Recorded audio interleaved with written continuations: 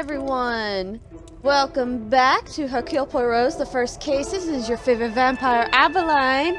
I was gonna do some more Alone in the Dark, but unfortunately my game crashed on me. Yeah. I literally went to play it and it crashed. But I figured I'd swap over. I've got to finish this game anyway. As well as Murder on the Orient Express. So, without further ado, let us begin. As we recall from Chapter 7, we interviewed all of the staff, and it apparently Monsieur Sterling and Mademoiselle Rihanna are hiding something. But let's go through the list of suspects again. We've got Andeline Von de Bush, Archibald Sterling, Cassandra Von de Bush, Lizzie Paget, Ernesto de Silva, Major Felix Hagen, who is dead. He got murdered.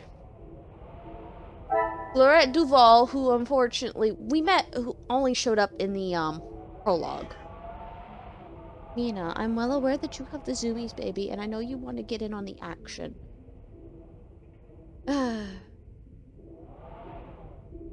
Sorry.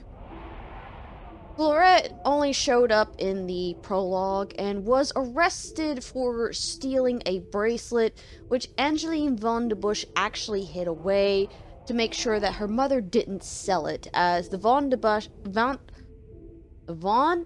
Bush family was in dire straits at the time. Gideon Demir, Hugo Beckers, Inge Frank, Jackie Conrad, Margot Devaux, Rihanna Petit, and my man, Zachariah Demir. Alright, now that we have gone over everyone else, all of the suspects are now in order. Let's continue. Again, I do apologize for swapping on you guys. I know a lot of you have been looking forward to my Alone in the Dark content. But like I said, my game crashed on me, and I figured it's a good chance for me to... I'm gonna take that as a sign for me to swap over to something that I'm close to finishing. I just have Chapter 8, and then Chapter 9. It's honestly been a couple weeks since I touched this game. So. Alright. So somebody is walking around upstairs. Who would be up at this time of night?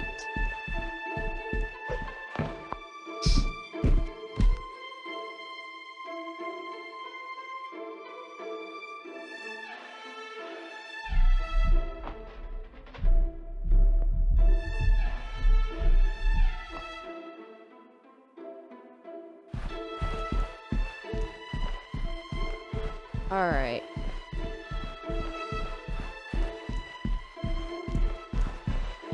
Come out, whoever you are! I am armed! I just realized my mic peaked. Sorry. You. Why would Monsieur Sterling be in here clattering around in the dead of night?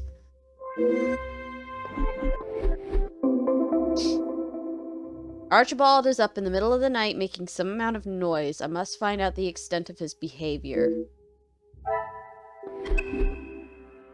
Mr. Sterling, what have you been up to? Monsieur Sterling. Oh, Detective, I was just...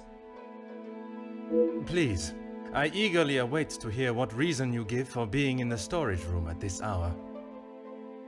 A butler's job is never... I am no fool, monsieur. You have spun enough stories this weekend. That you have. Honestly, Detective, you don't trust anyone. I don't need to! You've lied to me, to my face, multiple times. What are you hiding? And with good reason. My patience has all but run out. What are you doing in here? I've been thinking about my time with the family. I often think on fond memories, but it does not take me to a storage room in the middle of the night. There are many memories held within these walls. I just wanted to see them again. Monsieur Sterling sounds as though he has plans on leaving the house. Hmm.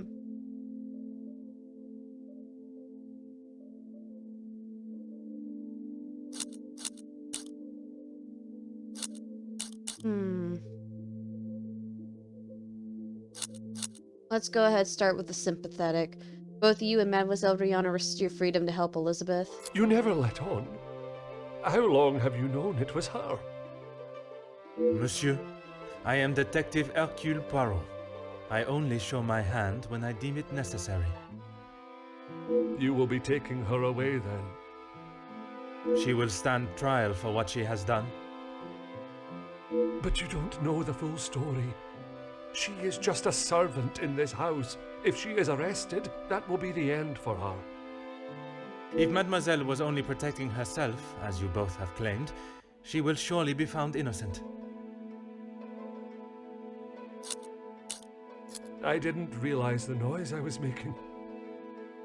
Obviously. Were you preoccupied looking for another of the Major's medals? Of course not. I already explained. No, monsieur. You attempted to dupe me again into believing one of your stories. Please, detective. I know you know how it ended up in my possession. I was just trying to get some extra money together to send home. I can't lose this job. If Lady Van den Bosch found out... Theft of a medal would be the very least of your problems. Because it will look pretty bad on you. Deceive? I'm sorry that I lied to you about the medal. Even when confronted, Monsieur Sterling still remains steadfast and refused to acknowledge what he has done. Would you care to explain the fake telephone call? It was purely for my benefit, no? Why would I fake a telephone call? The same reason that Mademoiselle Rihanna dressed in the Major's jacket in the snow, to allow not only the guests but me to believe the Major was still alive. I didn't kill him, detective. I know, monsieur, but I also know that you helped the one that did to cover their tracks. It wasn't like that. We were just trying to help. She had no part in it. You still have not explained what you are doing in here. The Major's military storage box. The one that stored his medals. Amongst other things, yes. And those other things are? I had to protect her. If you found it when searching the study, you would have carted her off then and there. Whatever it is you have hidden, it will not remain that way for much longer. Monsieur Sterling is obviously hiding something. I should perhaps conduct my own search for it instead of relying on his cryptic messages. I need a moment.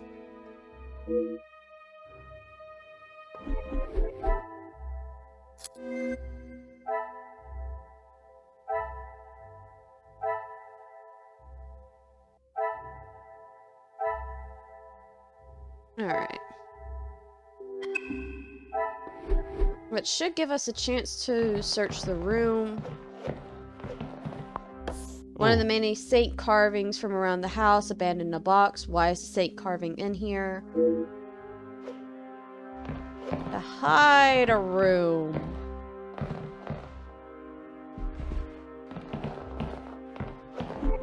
Wait. Ah.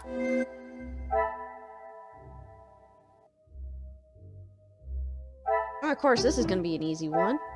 Some would say a lucky guess. I would say a moment of genius. The detached carving may relate to a door in this room that would explain Archibald's presence. So a secret room within the storage room, which means because he was trying to help Elizabeth, hid the item related to the murder. Archibald must have hidden items in the secret room. I presume this exists within here somewhere. So, now we need to investigate the storage room. Alright, so we have the detached saint painting. Appears to be nothing here. Of course not. It's just a clock. Appears to be nothing here. We're on the 3rd floor. Why would there be a hidden trapdoor there?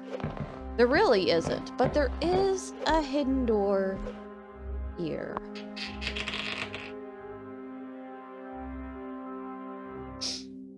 Aha, a hidden room. It seems there are more secrets in this house to discover.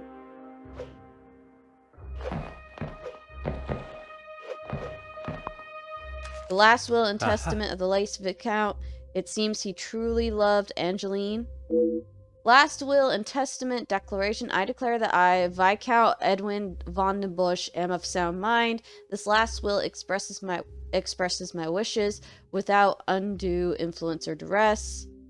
Article 1. In the event of my death, I hereby appoint my wife, Cassandra von den Busch, as the executor of the Van den Busch estate, and I leave the remaining wealth held in the Van den Busch name to my only daughter, Angeline von den Busch.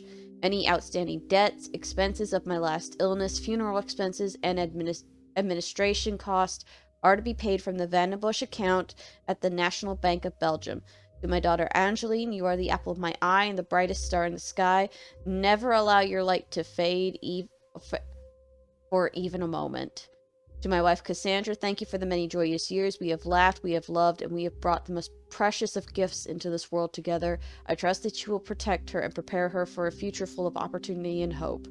Viscount Edwin von den Busch, Monsieur Victor Roll of Roll and Petit Solicitors. My French is terrible. I can't speak French. So why does he have the will? An expensive-looking lighter. It looks to have, unfortunately, been through a war. Come, my little grave selves. I believe we already know something about this mystery.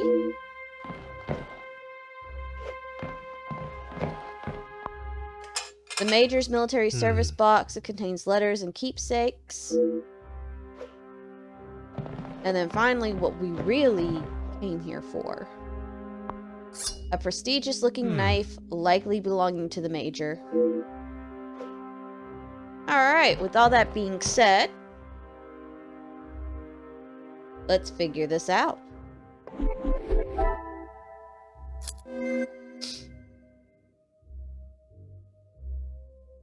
An expensive-looking lighter, well-used, unrecognizable symbol.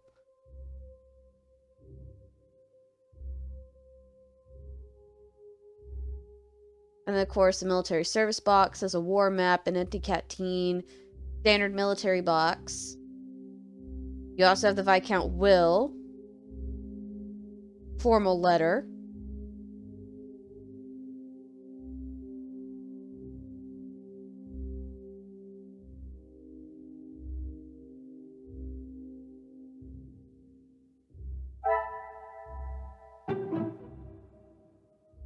Wait a minute.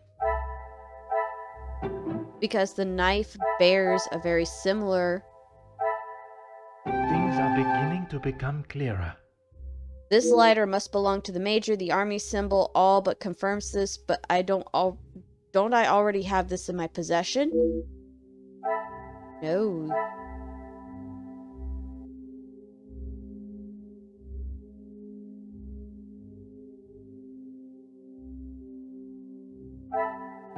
And then we could tie the military knife. Another success. I never doubted myself. To the potential murder weapon. The murder weapon has been found. Elizabeth must have used this in the study.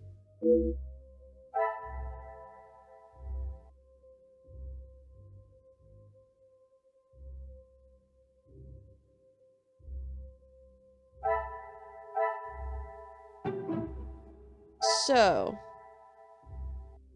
No? Come, my little grey cells. We must think logically. We have one more link. Oh, wait. The lighter that we actually have in our possession Is it the I should not Major's? be surprised by my own skills of deduction. The lighter I found in the military box is certainly the Major's, meaning the other one is not. But guess what? Archie! You got some splaining to do! You better not run.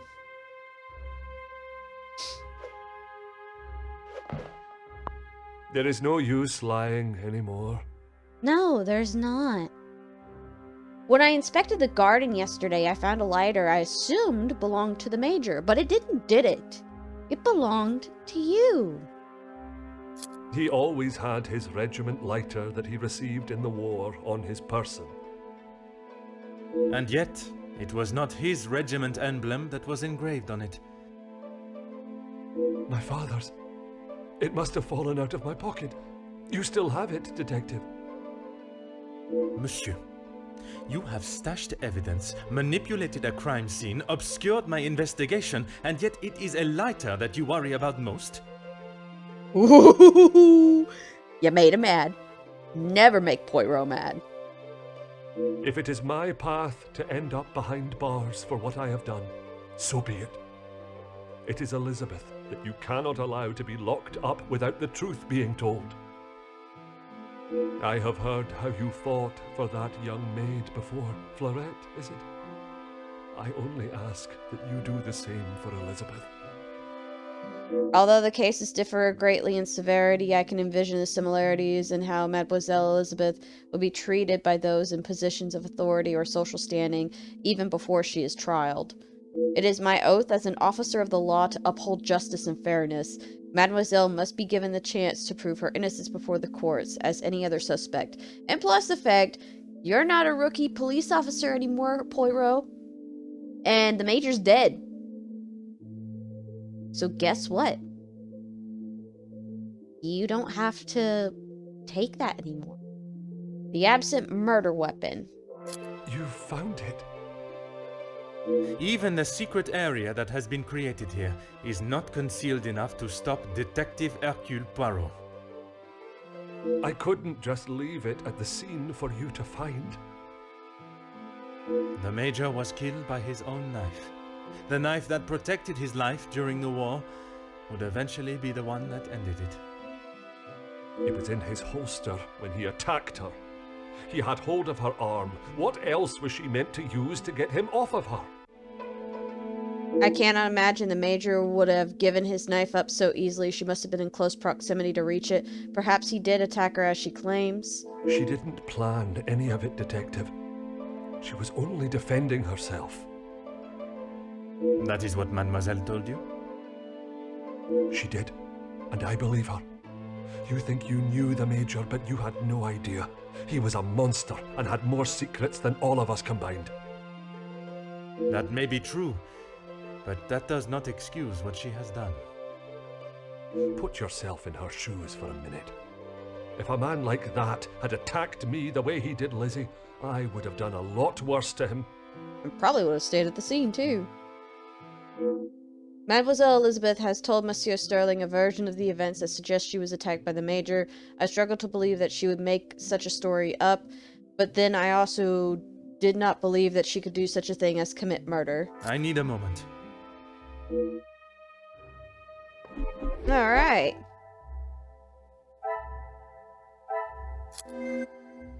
And now that we have spoken...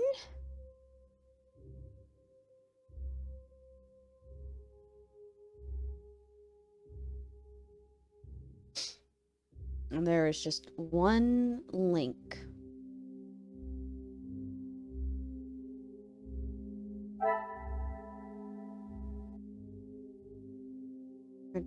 I want to say...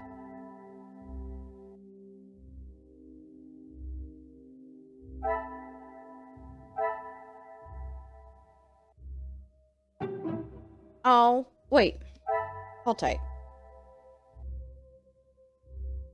Okay, discharge under other than honorable conditions. This is to certify that Major Felix Hagen has been discharged from the British Army in consequence of crimes against humanity during a period of war.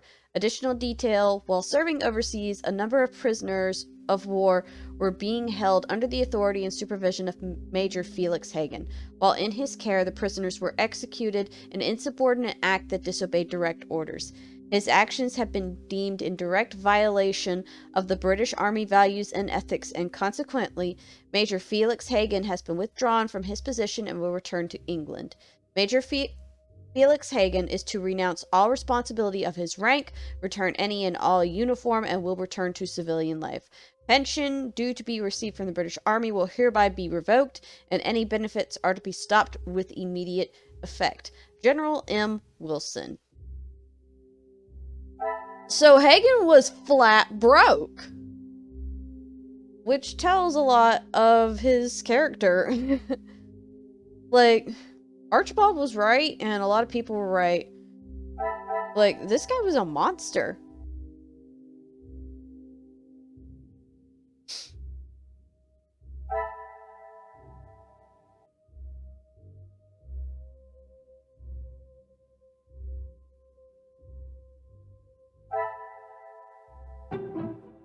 So, I wonder if we can just branch off of this. Order and method. No. That is the way to solve the problem. Okay. We did pick up 2 new tidbits.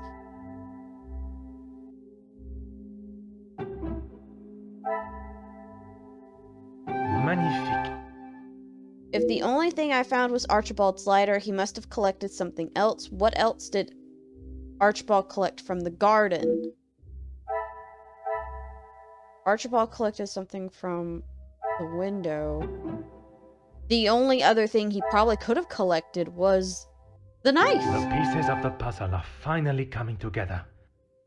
Archibald dropped the murder weapon from the window, collected it, then hid it in the secret room. By doing so...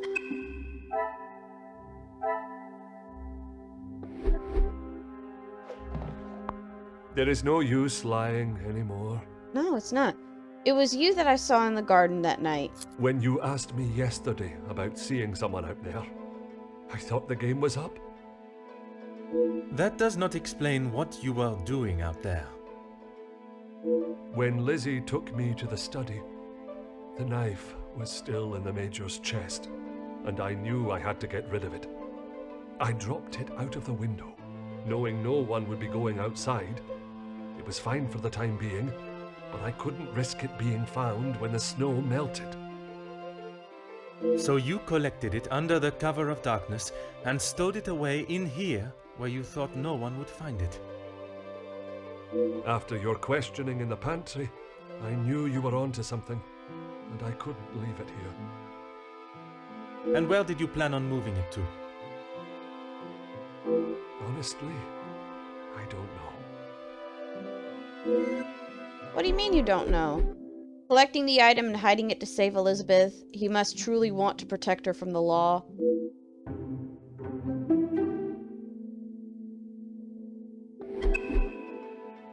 So, with that being said...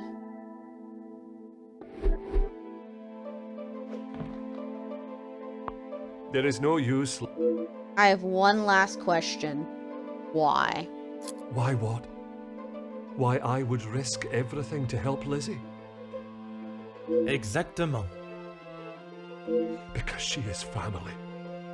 If you were in that position, you would do the same. I can assure you, monsieur, that I would not. Then perhaps that says something about you, Detective. I would do anything for her. For any of my staff. Even if it means crossing the boundaries of the law. Without question. The lengths that Monsieur Sterling would go to protect someone he considers family is admirable, but when those lengths break the very laws that are in place to protect the innocent, they cannot be ignored. I ask that once your morning duties for the ladies of the house are complete, Mademoiselle Rihanna and yourself wait in the staff quarters. Aye, Detective.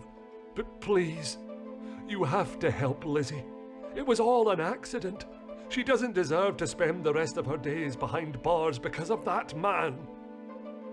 If she is put behind bars, it is because that is what the courts have decided upon. Detective, you can't be so cruel. Not being cruel, it's being realistic. It is not cruelty, monsieur. It is the law. That's something that we unfortunately have to go through.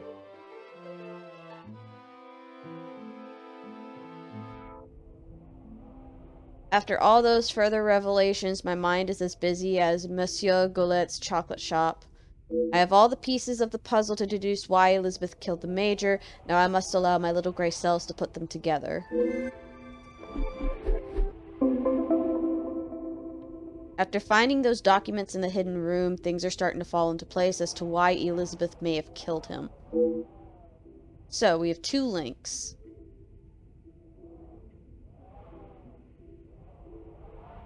So we know Elizabeth is the murderer. We know the Major was in a bad financial state because he had been dishonorably... No? I must act on thought and fact, not on impulse. How is it on impulse when it's facts? Alright, you know what? Another success. I never doubted myself. Yeah. The Major's financial struggles must have left him in need of a source of income. Who could the Major have turned to in his time of need? Major was desperate for a well-paid job. Ernesto. What a revelation. The Major needed the job to go ahead. It was the only way to guarantee money in his pocket. What could he do to ensure the job would be complete?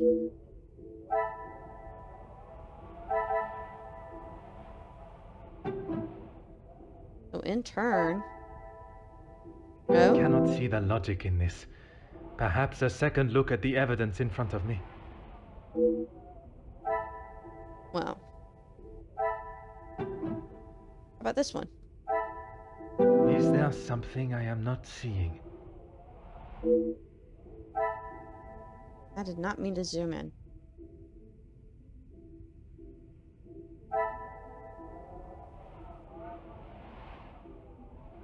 Major needed to ensure the job was, done. No?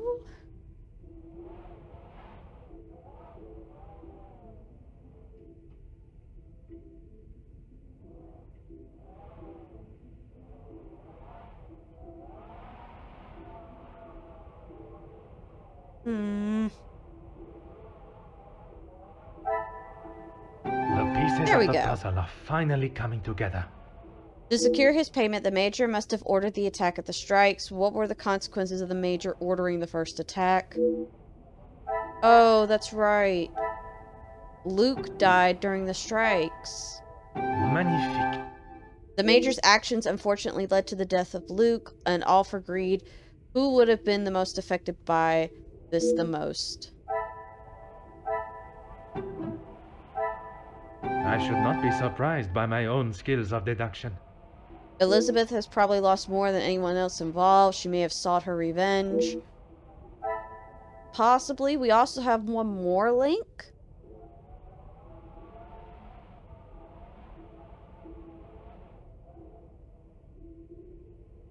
But what could that other link be?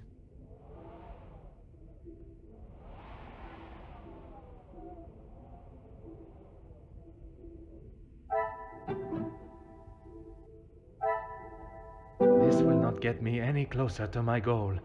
Nope. Nope.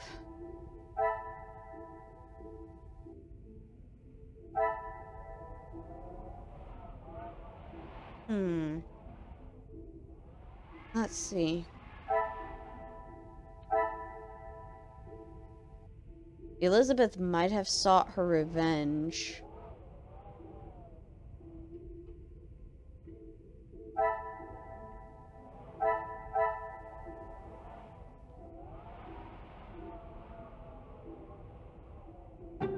I wonder. I must take a different approach if I am to uncover the truth. Crap. Come on now, Ava. You gotta think about this.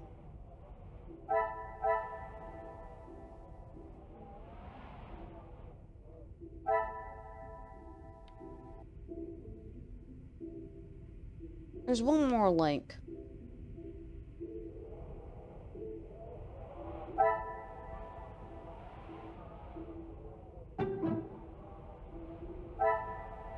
I must take a different approach if I am to uncover the truth. Come on. It can't be that simple.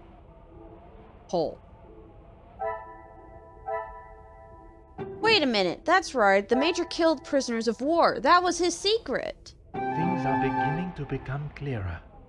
This is information would have destroyed his reputation if unveiled, a strong motive for blackmail. Elizabeth doesn't seem like the vengeful type, but all signs are pointing to her seeking revenge for her beloved Luke. If I am to confront Mademoiselle Elizabeth, I must be at my best, and my little gray cells are at their most alert. It is time to at least try and rest.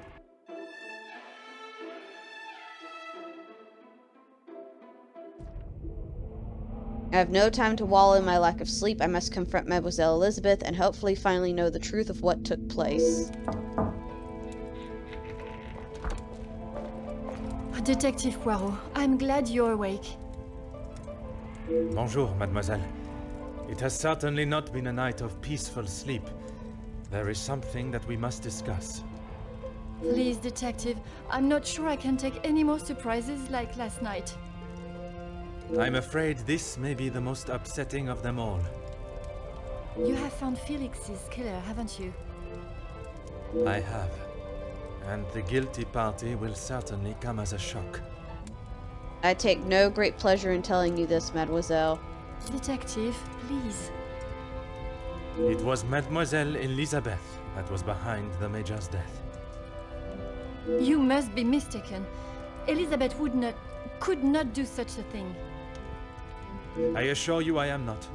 It is something I spent much of last night deliberating. When you spoke of the telephone lines being out of order, it made me question the conversation I thought I had heard Monsieur Sterling make with the Major before connecting the call to him. But it hasn't been working all weekend. Exactement, mademoiselle. That is when I knew I had once again been lied to.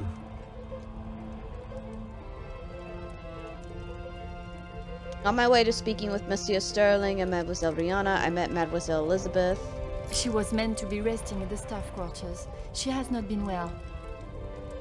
I am afraid that was yet another lie, orchestrated to keep her from incriminating herself. Why would you think that, detective? I only managed a few words with her before we were quite abruptly interrupted by Monsieur Sterling. I must admit, he has a habit of speaking over the other staff.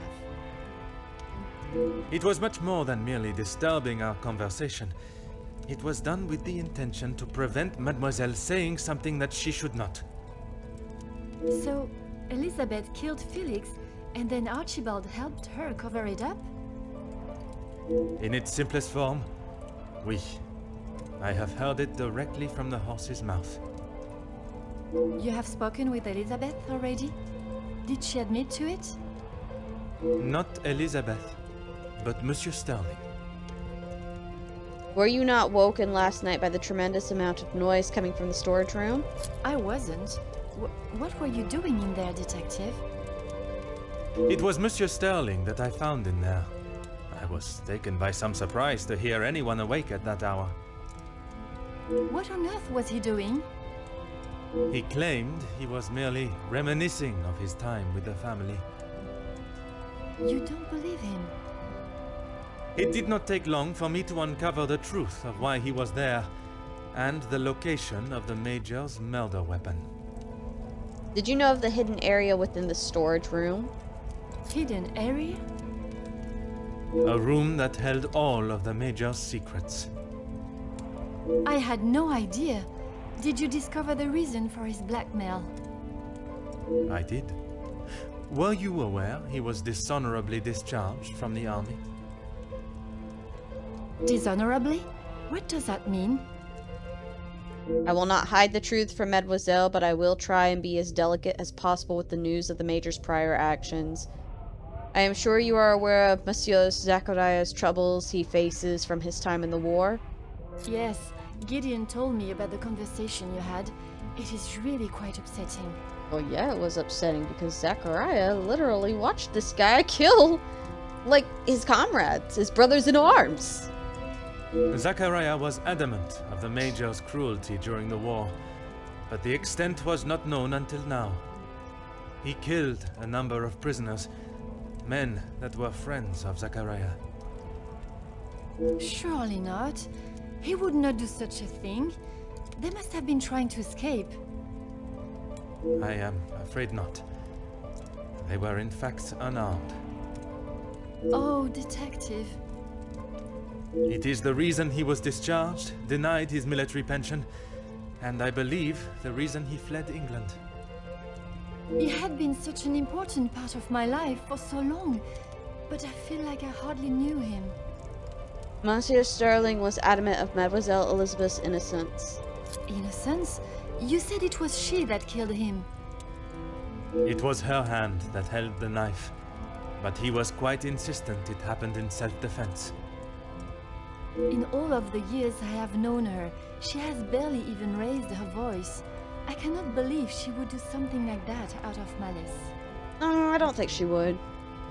The whole truth cannot be known until Mademoiselle Elizabeth has told her story. I allowed my perception of her character to conceal any thought of her involvement. It seems I am not the only one. The time has come to confront Mademoiselle Elizabeth. Will you allow me to be present? I think that is an excellent idea.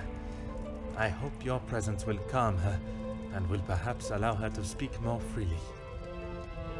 Please, detective. I know she has done a terrible thing, but I beg of you to give her the time to explain herself. I will offer Mademoiselle Elizabeth the fair trial that she deserves, as I would with any suspect.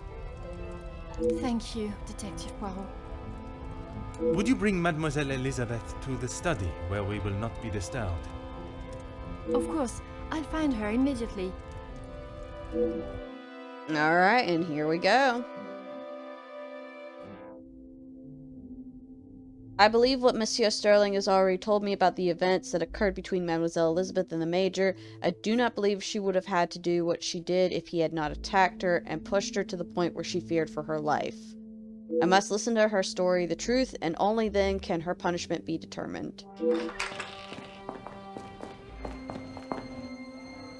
Mademoiselle Elizabeth, merci for joining us. Miss Angeline said you requested to see me urgently. We have some serious matters to discuss, and I would like to waste no further time. Oh, yes, Detective. How are you Still feeling? not quite myself. I was surprised when Monsieur Sterling hurried you to assist Madame Vandenbosch last night. I should not have avoided my duties for so long. The house does not stop because I'm feeling a little under the weather. That is true, but you cannot be expected to complete all your tasks if you are not in the right frame of mind. Honestly, Detective, it was best for me to not sit and wallow anymore. My investigation has taken me down many paths this weekend. I understand Luke was not only involved in the strikes, but was on the front line. Have you been able to uncover who the blackmailer is? The blackmailer's identity has been established, and they will pay the price for their crimes. Wonderful news, Detective. You can put it all behind you now. You must be thrilled. I would not say thrilled, knowing that such a close friend has betrayed us. Mademoiselle is correct. What I have learned over this weekend is that people are not always as they appear. While they may give an impression of being a friend or ally, they can in fact be something completely different. And, what of the Major's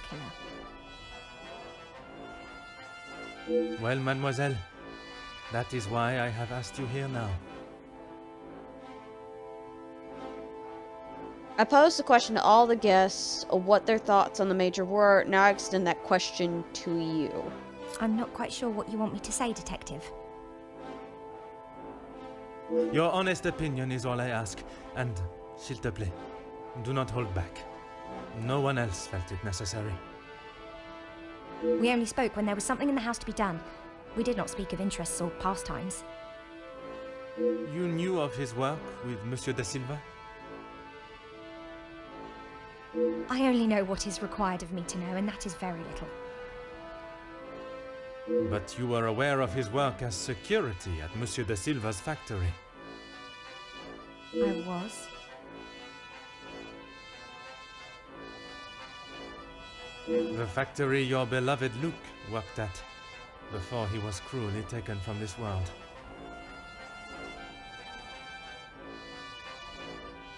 Yes, Detective. I understand Luke was not only involved in the strikes, but was on the front line. Yes, that is where he spent his last moments. Standing shoulder to shoulder with his fellow workers.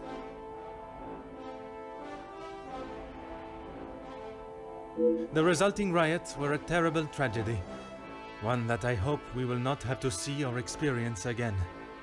Something that could have been avoided had the Major and his team done what was required of them. Nobody deserved to die that day. Not my Luke. Do you blame the Major for his death? Detective, what kind of question is that? It is a straightforward one. He... Mademoiselle, if there is something you wish to tell me, now is that time. I'm sorry, Detective, I just don't know how to answer it. Let us consider what we know of the Major. He fronted the militia that attacked the workers at the strike. You were aware of this? Come on, just spit it out, Elizabeth. It's okay. You finally had someone to blame for Luke's death. Someone conveniently located in the same house, alone in his study. No, Detective. It wasn't like that. Tell me what happened with the Major on the evening of his death. I was only in here trying to prove what I heard Mr. Beckers say. I was going to report him, I swear. Miss Angeline, you believe me, don't you? I want to. I am still trying to understand it all myself. Why don't you start from the beginning? I was delivering Miss Angeline's dress to her room when I heard Mr. Beckers arguing with the Major in his study. They were ever so loud. I thought the whole house would have been listening to what they were saying. Mr. Beckers was talking about the factory strikes and how it was the Major's fault. He told him that if he didn't own up to his crimes, he would go to the newspapers. I cannot imagine the Major would have taken kindly to Monsieur Becker's threat. He didn't. He called him some rather uncouth names before Mr. Beckers left and went downstairs. I made sure to keep out of sight. After the altercation between the Major and Master Gideon, you went to speak with him outside, and I thought I could look around his study without anyone knowing. I had to know for sure. If it was true, he deserved to be held accountable. And did you find the proof you are looking for? I found a payment from Mr. De Silva, but there was nothing incriminating about that. I was so nervous. I felt like my heart was beating out of my chest. And then you saw the blackmail note. I recognized the writing on the envelope. I couldn't believe it. How could he do such a thing to Angeline? To the family that had taken him in? Common sense would determine the Major was another victim of the blackmailer. If I'd have used common sense, I wouldn't have been snooping around alone in his study in the first place. I heard the footsteps in the hall, and before I could move, the Major was standing in front of me, demanding to know why I was going through his belongings without permission. I tried to come up with an excuse, but nothing came out, and when he saw the letter in my hand, it was like Dr. Jekyll turning into Mr. Hyde. I tried to move around him towards the door, but he hurled something towards me, and it crashed against the wall. That would explain the damage to the wall. I froze. I have never been so scared in all my life. I thought he was going to kill me there and then. And you thought you would beat him to it? Oh, Detective, you make it sound as though I had it all planned. He lunged forward and grabbed me by the arm. I tried to push him away, but he was too strong. His grip just got tighter and tighter. If only you had seen the look in his eyes, I dared not even scream. I saw the sheath on his belt. I didn't know what else to do. I didn't want to hurt him, but he wouldn't let go of me. So you took your opportunity to put an end to it all. I just wanted to get him off me. I didn't want to hurt him. I reached for it and I jabbed it at him. His grip instantly loosened and I ran straight out the door and didn't look back. You did not even look to see what state you had left him in? She had just been attacked, Detective. Oui, please. Continuez. I ran down to the pantry looking for Rahana. She took one look at me and knew something was wrong. I explained to her what had happened and she went to find Archie. She said he would know what to do. We went back to the study and he was still lying there, motionless. Archie said that no one would believe me. That if someone like me killed someone like him, I would be sent straight to the gallows. He left the letter so you would find it. He said that if people knew what the Major was really like, then they wouldn't care what happened to him. So I am to believe that it was Monsieur Sterling and Mademoiselle Rihanna that cleaned the scene and orchestrated a plan that included a fake telephone call and dressing as the Major so that he may be seen. You had nothing to do with that. I swear I had no idea that is what they had done. Archie just told me to stay out of sight. I am no master criminal. Then Monsieur Sterling and Mademoiselle Rihanna will be charged for obstruction of justice and impeding my investigation. Please, Detective, they were only trying to help me. If they wished to help you, they should have brought all of this to my attention immediately instead of committing more illegal acts. Surely you haven't forgotten what happened with Florette. She was only accused of stealing a bracelet. I killed a man. It is a day I have not forgotten, mademoiselle, even for a moment. Without your help, I don't stand a chance. Please, Detective Poirot, you are the only one that can help me. Oh, Elizabeth, why didn't you come to me? I didn't think you would believe me. I felt so guilty. And when it was announced yesterday that he was a victim of the blackmailer, I wanted to tell you everything. I came to find you last night, Detective, but Archie stopped me. I'm sorry. Come, my little grey selves, let us solve this mystery.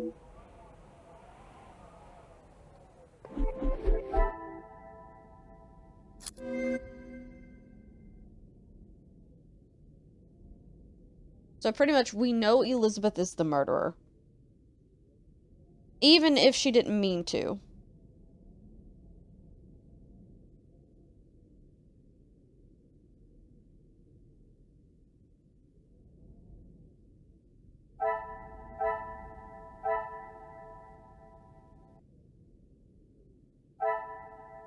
We know the purple bruise on the Major's face was from his altercation with Gideon earlier on in the evening.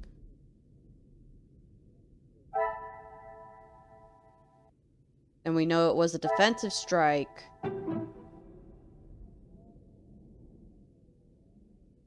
That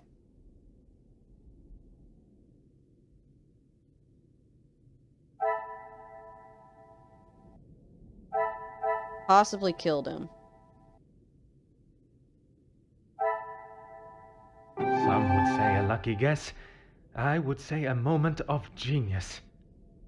Elizabeth's story confirms Margot's claim the Major's death was the result of a defensive strike.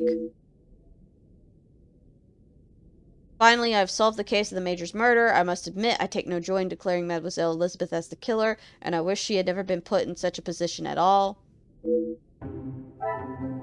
I mean, the guy also had it coming to him.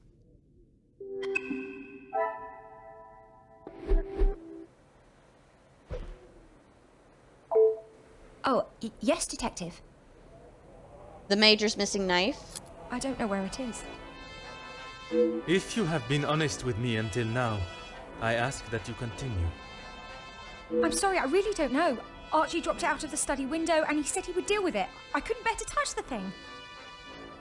I have the knife in my possession. I believe that from Mademoiselle's reaction, she does not know what became of it. She is unaware of the efforts that Monsieur Sterling and Mademoiselle Rihanna went to mask that she had done. Monsieur Sterling was not lying when he said he would do anything for her. Merci, Mademoiselle. S'il te plaît, wait in my room. Please, I was only protecting myself. I didn't want to hurt him. He just wouldn't let me go. Oui, mademoiselle. I know. I'm pretty sure if we pull back her sleeve, we would probably find bruises. Mademoiselle tells quite the harrowing story. I cannot imagine the Major acting in such a way, but Elizabeth could not make up such a story. After learning what I have about the Major's character this weekend, I would not question the lengths he would go to in order to keep his secret hidden. I know that you share a close bond with Mademoiselle Elizabeth, but you cannot allow your personal feelings to taint your belief of what took place. She has committed a terrible crime, but she will live with that for the rest of her life. She is not a cold-blooded killer. If what she says of the Major's attack is true, she acted in self-defense, and in the law's eyes, a crime has not been committed. I will do everything I can to make sure her story is heard and a fair trial is conducted. I believe the version of events that Mademoiselle Elizabeth has confessed to are true, the Major having fallen into a fit of rage at the prospect of his sordid secrets coming to light. He attacked the young Mademoiselle and drove her to do what she had to do to protect herself. She put herself in a dangerous position, but there is a small part of me that commends the duty she felt to find justice for her beloved and the other workers that lost their lives at the Major's order. If the telephone line is now working, I must call in my findings. With the remaining snow, it may still be some time before they arrive. Mademoiselle, it is time I addressed the house. Are you sure? What will you say? What if they do not listen? I can assure you, they will. Elizabeth was right, though. She's just a servant. What if they... Mademoiselle, when Detective Poirot speaks, they will listen. Would you ask the guests to convene in the library? Of course. And what of the staff? I have told Monsieur Starling to remain in the staff quarters with the others. When the authorities arrive, they shall be dealt with.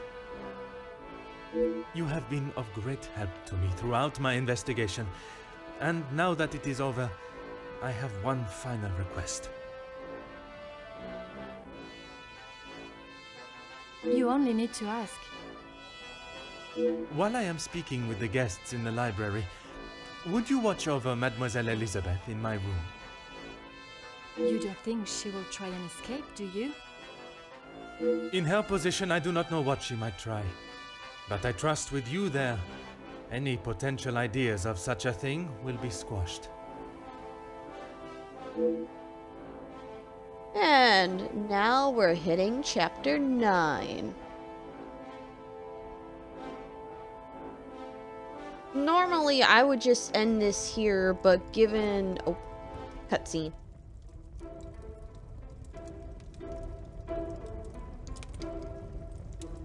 Oh, wait.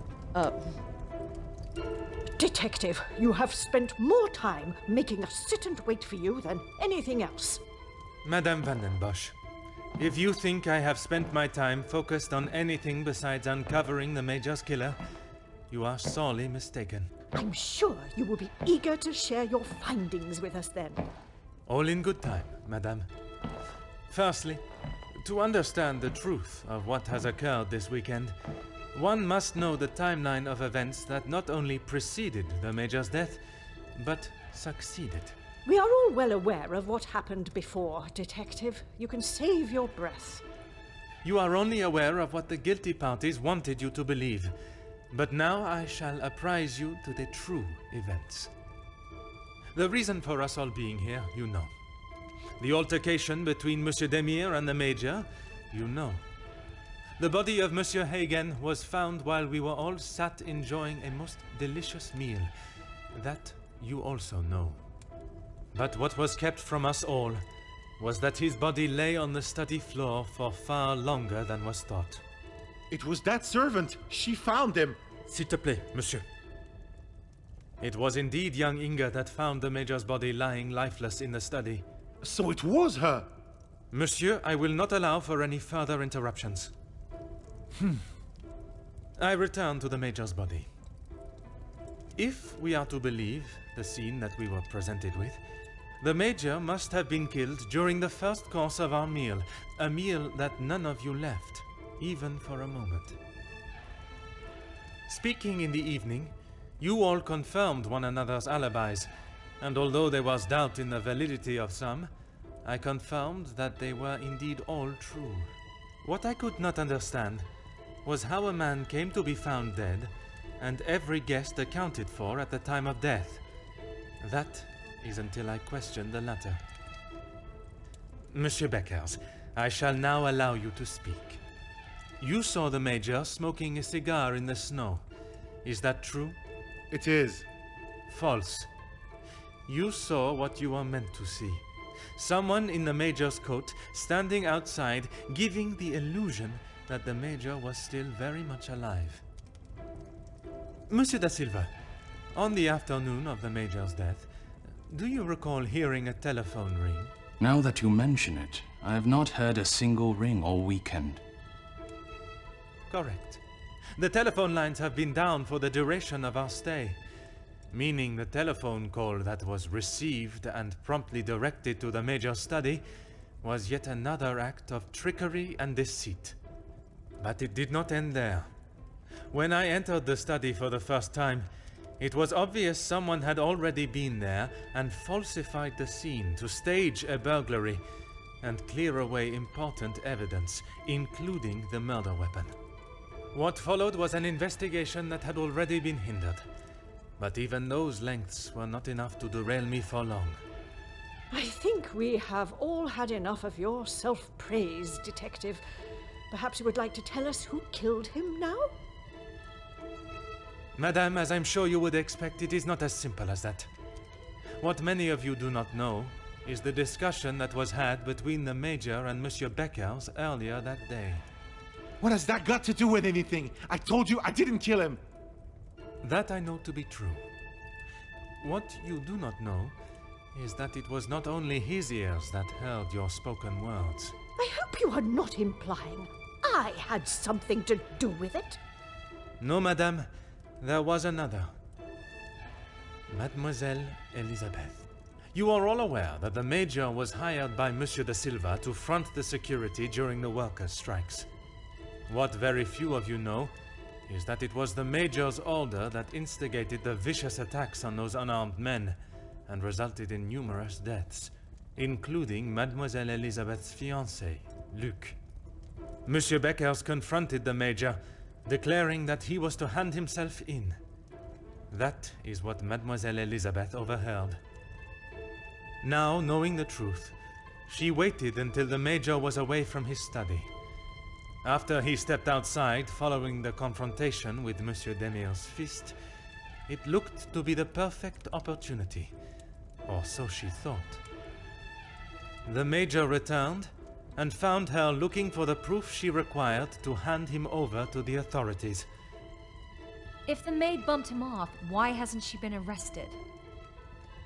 The events that followed in the study are not those of a cold-blooded murder, but one of a young girl that had no other option but to protect her own life.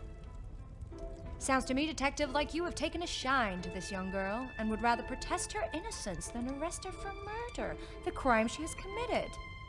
Jeez, this is gonna make for a juicy story. Mademoiselle, I ask you this. You have seen the Major's anger before, oui? What if I have? How do you think he would have reacted if someone was to find proof that he had committed a terrible act, and that if made public, would surely result in his incarceration? Exactement. It is quite the story you have told, Detective, but all I have heard is that Elizabeth overheard a conversation blaming the Major for her fiancé's death, and she murdered him in revenge. A servant killing a man that is as revered as he was. She will face the noose. I am not denying that a man has lost his life, but it is not the crime of murder that you all believe. While the Major did not deserve to die in such a way, it was his actions towards Mademoiselle Elisabeth that drove her to defend herself in any way she could. Mademoiselle Elisabeth will be punished, but we will let the law decide the severity of her punishment. She has played you like a fiddle, Detective, acting the innocent victim. She will be arrested and hanged for her crime, like every other cold-blooded killer. Here. Give her what she deserves. The girl has got to pay for what she's done. I could not have been clearer with what occurred in the Major's study. They have all forgotten their own perceptions of the Major, the terrible crimes he has committed, and what he has done to them all in one way or another. I cannot allow for Mademoiselle Elizabeth's sentence to be negatively influenced by those in the house. I must help them see how their past actions have led to these unfortunate circumstances and losses of life. Perhaps I should remind them all of their participation in not only the workers' strike, but the resulting riots. Those of you that are calling for the hanging of Mademoiselle Elizabeth, have you forgotten the roles you played? Your actions have been far from innocent. Look, Detective, I see where you are going with this, but it's not going to work. So maybe the strikes were down to De Silva and Becker's. But don't try and drag me into their mistakes. Mademoiselle Conrad, if you are so confident of your innocence, perhaps we should begin with you. Convincing Mademoiselle Conrad to admit to her involvement would be no easy feat. She is strong-minded and has deflected questions in the past. Perhaps a more aggressive approach is in order. You don't need to imply it's only me that does. Ask any of my journalists, they'll say the same. Even if in the process people are hurt? Gotcha. You knew the situation surrounding the strikes, and only sought to swell the anger in people and create further chaos. Mademoiselle, you so often have something to say. Now is not the time for silence. You really are delusional. Maybe you should just keep your theories and claims to yourself.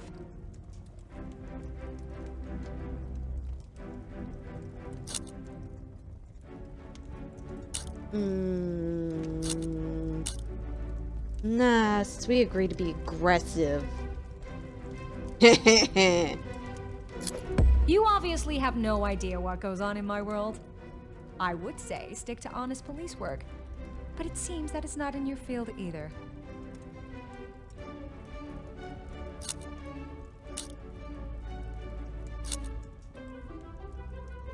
Look, it's... Mademoiselle, I do not have time for your excuses. Do you wish to state your direct involvement, or should I? It's not... Okay, fine. Yes, the story was going nowhere. There was a deal on the table, and it was going to be done and dusted. Everything you said is true. I wanted the story. The scoop that would have blown the others out of the water. I never wanted anyone to get hurt. But I can see what I did wasn't right. I didn't think you had this side in you. I can see now why Angeline asked for you personally. You're not like other cops. It's clear it's the law and doing the right thing through and through with you. If you say it was self-defense, I believe you. We can't just forget what that girl has done. It's not Jackie's fault, or any of ours, that she decided to do what she did. Monsieur Beckers, you are the last person I expected to defend Mademoiselle Conrad. We talked only last night, and correct me if I am wrong, but you have already declared the role you played. To me, at least. Yes, we talked. It's just not fair of you to attack Jackie like that, putting words in her mouth until she succumbs to your plan. I know enough of Monsieur Beckers to know that pushing him will not yield the results I need. Playing the role of an ally may be the best way to approach him.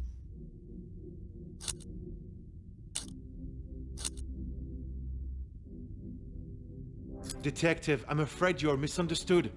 That is not how it was. It was not my intention for things to escalate as they did. I could not have predicted that would happen. Jackie was documenting everything to do with the strikes. She wanted our story to be heard and wanted to know how I was handling the negotiations. And they were handled by yourself? Naturally. If I cannot handle simple negotiations, I am not fit to be in the position I am in.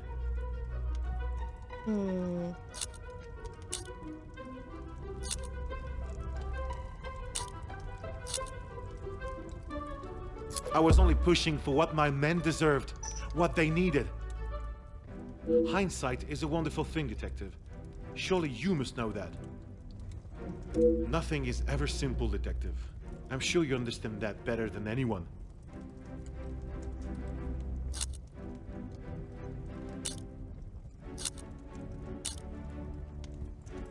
I understand that you may not wish. You're right, Detective. I have tried so hard to deny my part, but I know only too well that my decisions led to the death of those men. I know I cannot excuse what I've done. I just want you all to know that I am not a hateful or malicious man. I only wanted to prove that I was the right man. I have lived in other shadows for so long. I thought I would be able to finally step into the light and be the one that everyone remembered, not forgot. Monsieur da Silva offered me a deal and I turned it down. I thought I was doing right by the workers. But it was only myself I was thinking about. What more proof do you need? He said it himself. I made a generous offer to reach a resolution, and he turned his nose up at it. It was not that simple, though. Oui, an offer was made, but Monsieur Beckers and the workers would never have been forced into that position had their working conditions been satisfactory to begin with. This is outrageous! Do you plan on blaming everyone for doing their jobs? I suppose it makes you feel better about yourself, doesn't it? Although Monsieur de Silva eventually opened up, he was defensive when we discussed the matters of his blackmail, and that was a private conversation behind closed doors. I cannot imagine he'll be forthcoming in front of the other guests. He's going to need some convincing to admit his faults again. If you were simply doing your job and treating your men fairly, there would not be a strike to talk about. It may be a big deal to you, but I am used to workers not being happy with something. And most of the time, that unhappiness is directed at me. When you're in charge of your own factory, you'll understand. I handle the situation the best I could. If you think otherwise, maybe you have proved us all right, that you aren't the great detective you claim to be.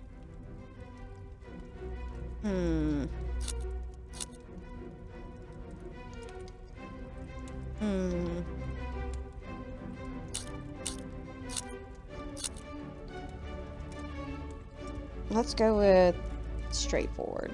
You said it, anonymous. I don't know them, and it doesn't sound like they know me. When you have something people want, money, they will do anything, including constructing lies to get their hands on it. Monsieur da Silva, you seem to have forgotten our previous conversations. I recall them just fine, thank you. A police officer trying to manipulate facts to fit his own agenda. Shocking. I don't know. Maybe if you hadn't hired the Major. And maybe if you had actually fixed the problems, these people wouldn't have gotten hurt. Intentional or not, your arrangement with the Major kindled the fire that started the riots. Do you really think this is the first time blame has fallen at my feet? Although I don't think I've seen someone try so hard before to even convince themselves of what they are saying. Have you not learnt enough already from having your factories closed? If you have any hope to return to normality, you must admit your faults and accept the repercussions.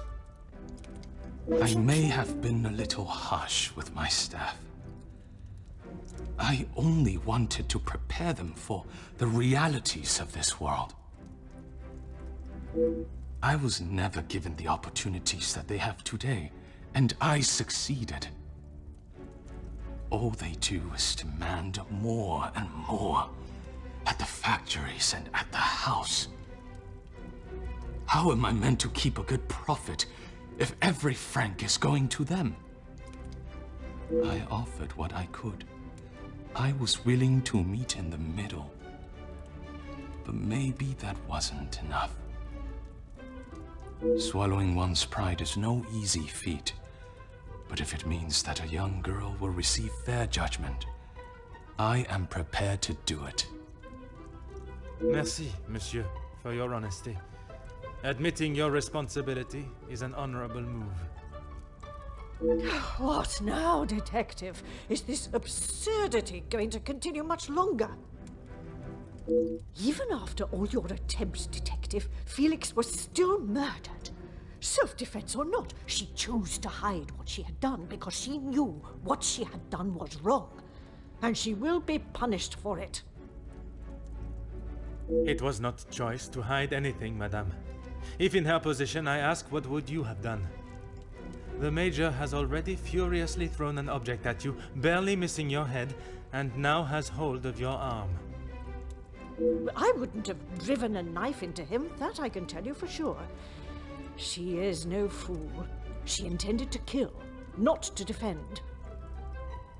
Madame Van de Bush will be a much greater challenge, but my method of approach has worked with her before. If I am to sway her into seeing that Mademoiselle Elizabeth had no other option, I must persuade her that it was the Major's action that drove her to do what she did.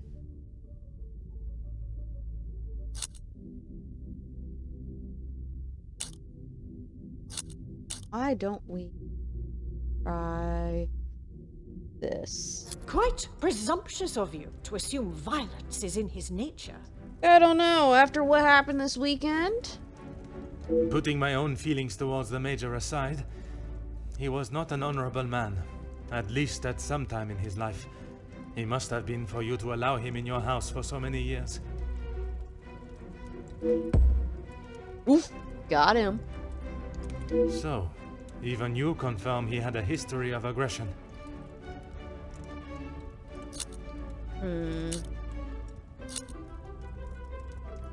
Let's see if we can get you to break. You have no idea. He was there for us when we needed him. You were there for him when he needed free room and board. That is not the case, and you know it. Oh, but it is. It is. He wasn't receiving any pension. He barely contributed to the house. His actions are unforgivable and should not be defended by anyone. You judge him so harshly, but I return the question. What would you have done in his position? He had made mistakes. I will not deny that. In those moments when a decision had to be made, it fell to him, and he did what he saw fit. Let's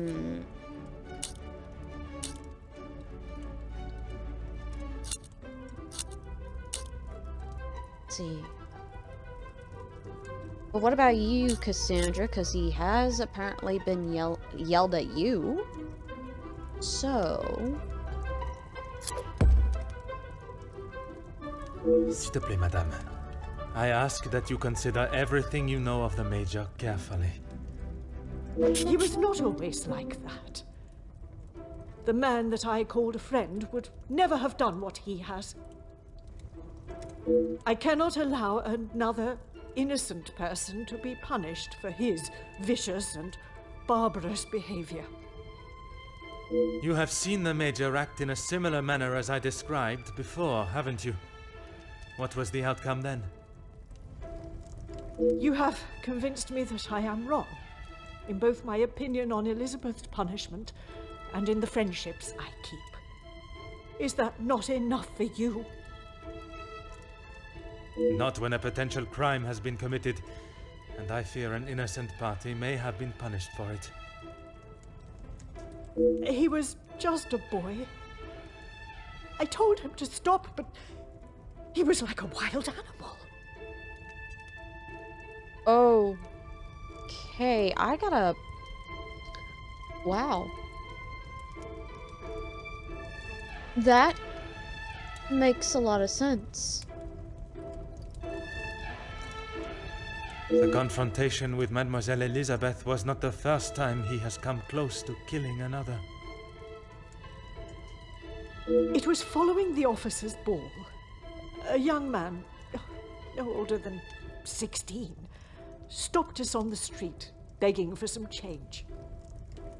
Felix pushed him away, but he was persistent. He only wanted a few coins. Like a flash, Felix snapped and wouldn't let go of him. He would not stop punching him. I have never seen anything so brutal. But he was never charged for the attack. Felix called the captain at the station and said that the boy had tried to rob him, and he was merely defending himself. The boy was thrown behind bars without a second thought. It was a full week before the bruises on Felix's knuckles finally faded. And even after witnessing such a brutal assault, you still support him. You still believe that he had not attacked Elizabeth. The days following, he showed no signs of remorse, no apology to him or to me. I blamed it on the amount he had had to drink. But when you began talking about him finding Elizabeth in his study, I somehow knew it had happened again. Mina, I know you want to get in. Believe me, I'd be sympathetic too. Mina gets really enthusiastic with these games. Had you been open about the Major's temper, this could all have been avoided. When you tell the courts the truth, Mademoiselle Elizabeth's self-defense plea cannot be ignored. No, it can't. Just when I thought I could not see a more spineless move. Don't get me started with you. Excuse me?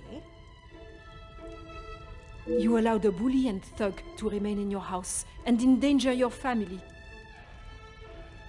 I'm sorry, Margot, but I am struggling to understand why you have involved yourself in this affair. I'm surprised you can hear me way up there on that high horse of yours. How dare you speak to me in that way?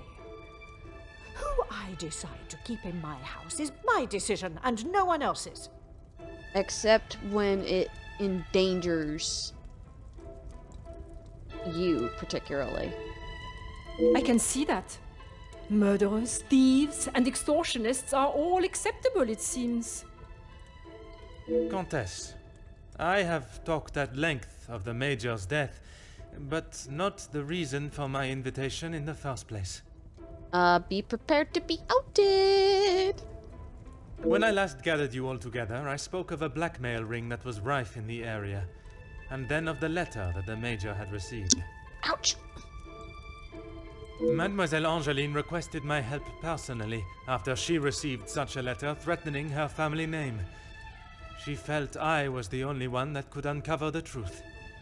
And uncover the truth I have. Get on with it, detective. Who dared try and extort my family and then have the gall to allow me to welcome them into my home? If it was not for the honesty of a young servant, I would perhaps still be looking for the For goodness sake, it was me. Margot, how could you? While it looked as though the Countess was helping the young women at the shelter, she was in fact only finding them positions of employment in wealthy homes to gather information on them and learn secrets that she would ultimately be able to use against them. Monsieur da Silva fell victim to her network of moles and was in turn blackmailed. It was quite the prosperous setup you had, knowing that they would not be prepared to lose their social standing if a secret was to find its way from where it had been hidden for so long. That cannot be true, Margot. How could you do such a cruel thing? That is rich, coming from you. You are one of my oldest friends. High and mighty Madame van den Bosch. You think you can do what you wish when you wish it and there will be no repercussions. You are as bad as all of them. If I do not get a straight answer out of you, I will march you to the police station myself. I'm surprised it took the Major this long to start living with you. He must have been on the edge for some time. How dare you speak to me like that? In my own home. A home you share with the father of your daughter for so many years, and she still remains none the wiser. You have no right. Maman, Angeline? Have you heard what she has admitted to? She is merely trying to make herself... is what she says true? Felix, he was my father? That is the secret that the letter was talking about, isn't it? You told me that we had nothing to hide.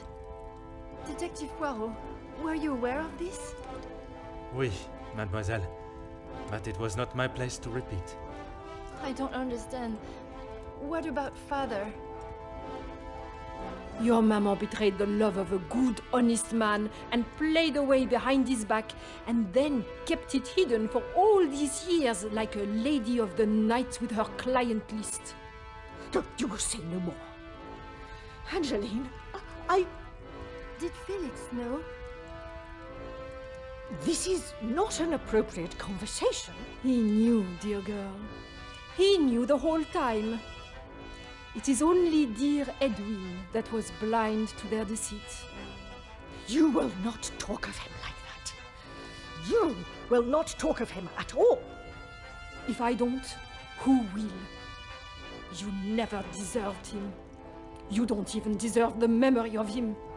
Comtesse, there is something that you still have not explained. What more is there for her to say? How long were you in love with the Viscount for? Margot? Is that true? We were destined to be together. And then you turned up. And I was all but forgotten about. But you were nothing more than friends. And you made sure of that, didn't you? From the day you arrived, it was all about what you wanted and what you had to do to get it. You didn't consider Edwin at all. He was just a purse to you. I loved my husband, and I miss him every day. Loved him enough to stray? Both of you, no more! Please, Angeline, let me explain. Maman, I do not wish to hear anything else from you. Not even your own daughter wants to hear your lies anymore. Cassandra van den Bosch, all alone. How dare you!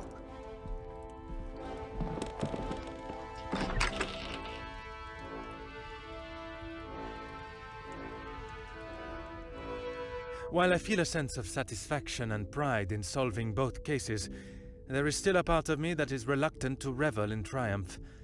I am content with the unmasking of Comtesse de Vos as the blackmailer, and knowing that she will pay for her crimes. But it is the justice for Mademoiselle Elizabeth that worries me. She will stand in a court of law, and I can only hope that they can see she acted in self-defense. I must trust that our legal system and justice will prevail, and a fair sentencing will be given. In protecting her own life, she took the life of another. Perhaps the guilt she must live with is a greater punishment than any sentence she can receive.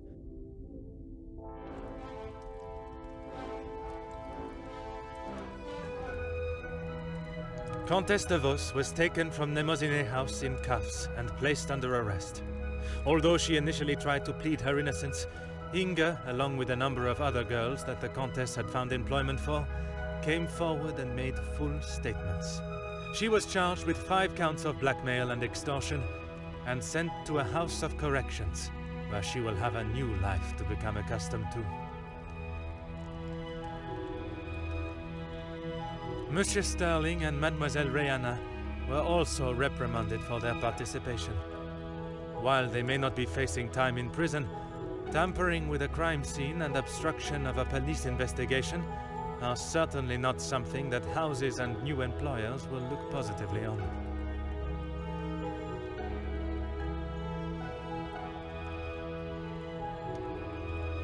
Mademoiselle Angeline finally became Madame Demire, and together they took up residence in England, where Monsieur Demire continues to support and fight for fairness and equality in London. I am happy to say that we have remained in contact, and Madame Demire has become a regular correspondent of mine. And the latest joyous news is that they are expecting a child of their own. Madame van den Bosch showed compassion that I had not seen in her before. She stood in court and gave a truthful and genuine character reference of Elizabeth, as well as describing the Major and the atrocious crimes he had committed. After Madame van den Bosch's secret was revealed to the world, her position in the social hierarchy was no more, disappearing in a moment. While she still resides in Belgium, I believe she has had to adapt to a far more modest way of life. A humbling experience for her, I am sure. Following her actions in the courtroom, Angeline believed that her maman still had a place in her life. Although they are on different sides of La Manche, they remain in contact. Mademoiselle Conrad left Nemozinet House the same way she entered, confident in herself and audacious in her opinions. Her report of the Major's murder at the house and the surrounding blackmails became one of the most talked about stories of the year.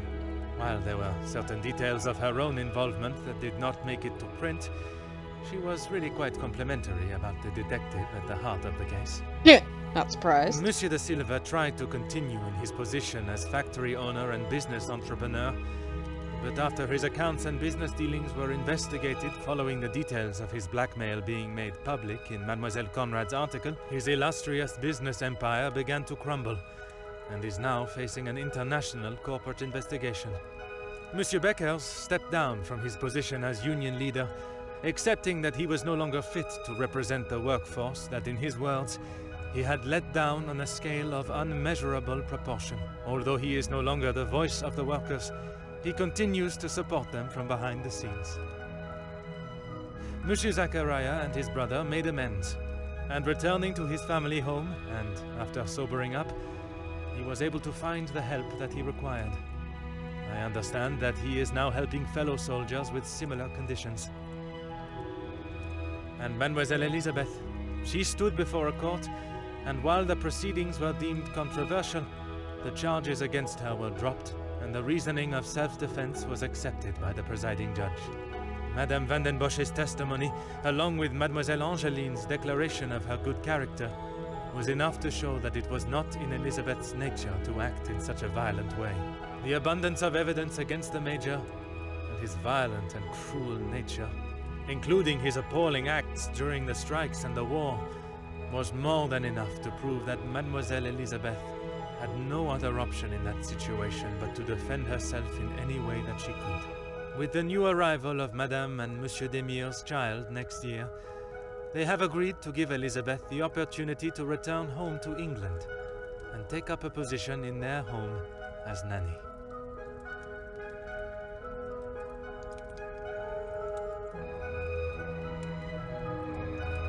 And so it all comes The together. death of Elizabeth's beloved Luc has been at the center of everything.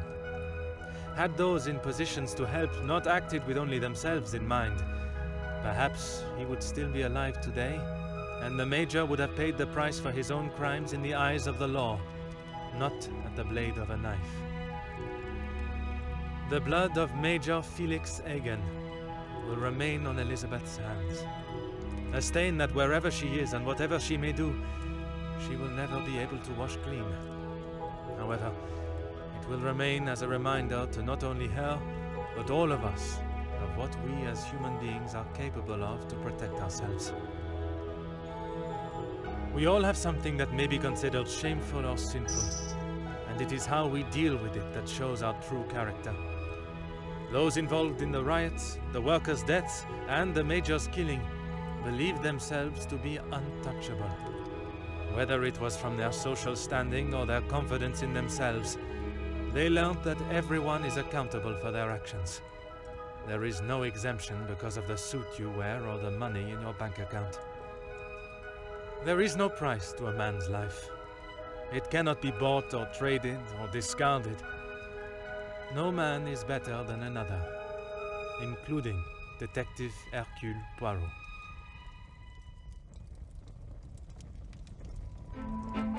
And there we go.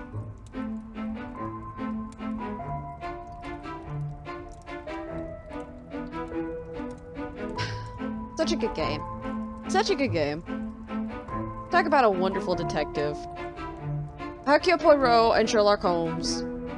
Two of my favorites. And this game actually came out in 2021. It still remains one of my favorites. And to be able to replay it for you guys for my YouTube channel on a slightly different, slightly different format. It's just awesome. Like, this will be one of the games that I like to revisit from time to time. And I honestly hope that Microids does more with Hercule Poirot. Because he's such an interesting character. He's such an interesting detective. Well, there's also, if you're looking for the sequel to this game is Hercule Poirot, The London Case. And that's where you get the introduction to Arthur Hastings.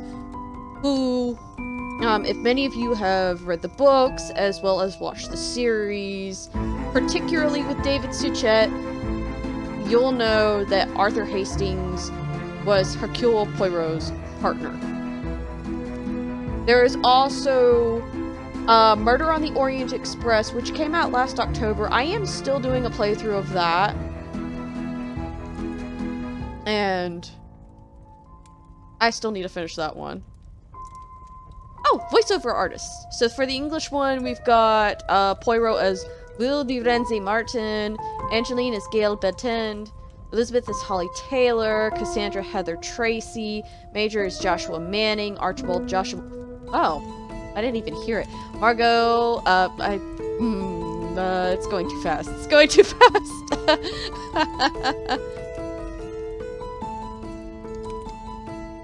Alright, well, anywho.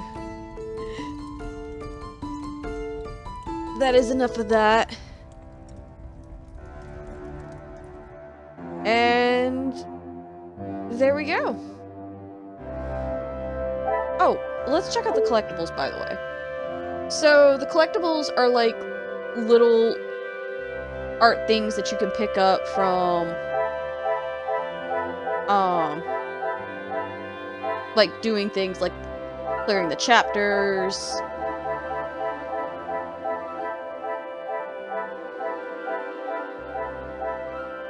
I didn't get this one? What the heck? Oh well. I can go back through. And I didn't get this one either. That's odd. Examine all items in the staff areas. I thought I did that. Oh well. It's fine.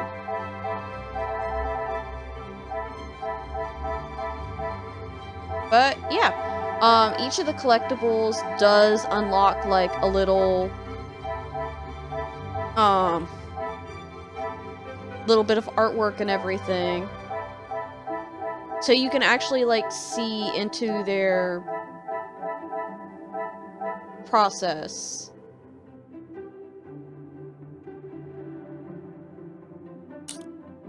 Wait, did I...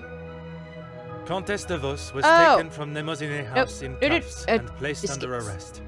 Although she initially tried to plead her innocence, Inga, along with a number of other girls that the Countess... Okay, cool. So I got that one. I didn't have that one before, but I've got that one.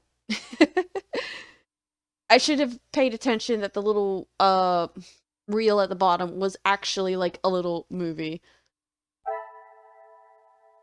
I like an audience. Which is complete the denouement. Which I actually think might be one of the endings that you get. Because there's technically two endings to this. But that also depends on whether or not you pass or fail the denouement. But enough of that. This was Agatha Christie's Hercule Poirot, The First Cases. It's a game that, again, I thoroughly enjoyed. I played this before, so to be able to replay it again for my YouTube channel is really, really, you know. And also, sorry for the 2-hour-long video. I just decided, we'll just combine chapters 8 and chapter 9 together. Because chapter 9's nothing but dialogue anyway. But without further ado, I will definitely be picking up Murder on the Orient Express again, as well as doing Alone in the Dark at the same time. So playthroughs for Alone in the Dark are probably going to be a little iffy. I also have buddy of mine also gifted me for my birthday, because my birthday was back a couple of weeks ago, April 4th, to be